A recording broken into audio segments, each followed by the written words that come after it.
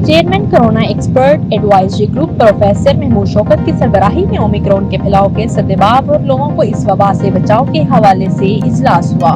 Chairman corona expert advisory group professor Mahmood Shaukat की सरबराही में ओमिक्रॉन के फैलाव के सद्देबाब और लोगों को इस वबा से बचाव के हवाले से इजलास हुआ।